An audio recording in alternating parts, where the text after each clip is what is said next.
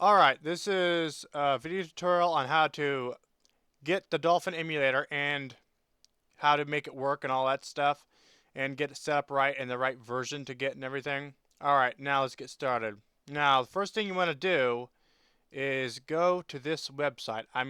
This website, but you want to go to here. So I will be putting a link in the description in this video for this link right here because for some reason they've taken it off the main site just recently, I guess. So you want to just go to this specific URL, which I will put a link in the description for, and I'll also put an annotation on the middle of the screen for the rest of this video starting now. And there'll be an annotation on the top of the screen for this link too, so you can just click there if you want to look at it. So this is the version you want to get. 5.0-RC35. It's the latest one. And I'll keep you updated on that whenever new versions come out, like 36, 35. Of course, I don't always go by that because some are worse than others. And I'll keep you updated on the newest, best ones and all that stuff through videos and stuff. Okay, now what you want to do is click Windows times 64. Okay, or if you have a Mac, do you want to do this one here? Or I don't really know what that is. It doesn't really matter. They have it for Mac, Macintosh, and 64-bit. All right, now once you download it, well, okay. Well, let me just download it to show you here. I've already have it downloaded. Now, depending on what your browser will be, but mine looks like this. It pops up something down here. It's about 4 megabytes, no biggie. What you want to do is click save, okay? Hit save, but I've already done all this, and so it downloads instantly. Okay. Then what you want to do is click out of that, or you can just click view downloads, doesn't matter. And then click out of this, and then you want to click on folder and go to the downloads, and it'd be at the bottom on mine. And then there it is, the Dolphin stable, that one. Then what you want to have after that, now that you've downloaded, you got to make sure you have this something called it is, let me see here. It's called 7-zip file manager. You want to download this 7-zip, okay? Because it does everything for you. It does RAR, any type of file it opens for you, basically, that you would need. So that's what you want to make sure you go and download 7-zip file manager. And I'll also put a link in the description and an annotation on the right beside the other annotation on the right corner for you for a link to download this, okay? To download that. And I also put it in the description too. Alright, now that you would have that, you would want to, well, basically double click that, and this is what it would look like, okay? Then you want to open this file here, right?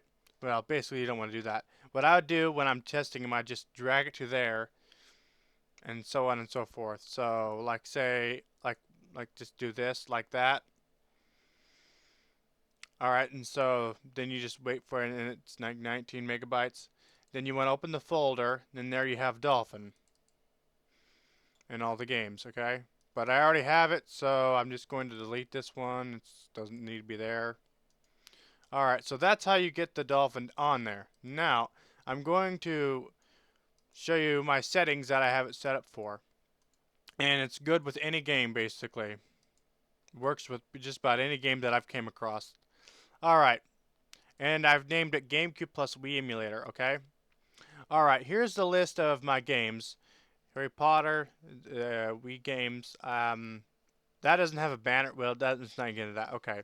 Well, each game, I always have like the same settings, like this, like that, for that.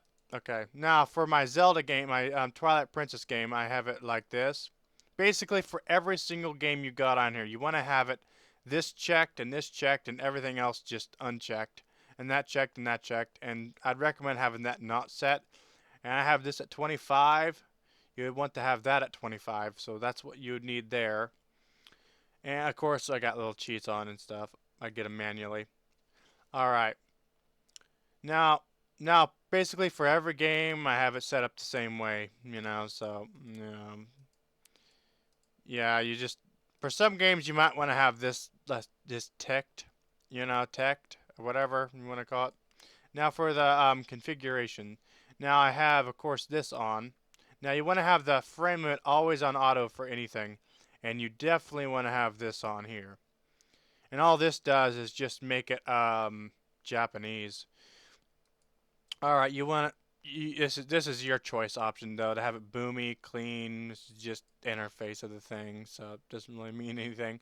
All right, so the audio, you want to have it on this one definitely, volume whatever you want, and this is the back end you want for the audio. And the memory cards, you just click there and it goes to where your memory cards are. I got a whole bunch of them. And slot B, English. All right, this is the Wii one. I have this tacked on it, but you don't really have to have that. So, you know, you want to just leave this the same. You don't need to bother with it. Now, I have it enabled CPU clock override. I recommend that you definitely have this checked and have it on 125. That's the best one you want it on. Okay, 607 MHz. All right, that's what you want to have this on in the advanced settings. That's recommended, highly recommended. And now for the graphics, and if your computer doesn't support OpenGL, then I recommend using Direct3D, and it is one of the best. I mean, OpenGL is better, but this is even better for a computer like this. All right, so you want to have it on Direct3D. Never use this. This is utterly an utter joke. So you want to have it on Direct3D. All right, and here's my adapter. Right there, a Radeon thingy. And you want to have this on auto. Well, actually, yeah, just have that on full there, okay? And you can either check this or not check this. I generally have this unchecked for recording purposes. Okay, so yeah. And I have the internal resolution set to 720p for my recording, because if I go higher than that, it's going to go slow, of course. But for most Zelda games, this one is the best one, except for like the Ocarina of Time games. You can go all the way to 1440p and it'd be great, even when recording. So, for some games, it works great with that, but it just makes a computer work real hard. So I just recommend doing it just full HD, you know, and stuff. All right, and you want to have these all checked if you want better stuff. Yeah, you can check this if you want. It just makes do little slowdowns every once in a while, but it gets used to it. And this is a widescreen hack. I always use this for like the GameCube games. Always have that checked, except for like say certain games that may cause glitches in, like Pokemon XD, you know, and stuff like that. And you want to have this off. Believe me, you want to have this off. Okay. All right. Now you want to have all of these checked, except for certain games, like say like the Wii version of uh,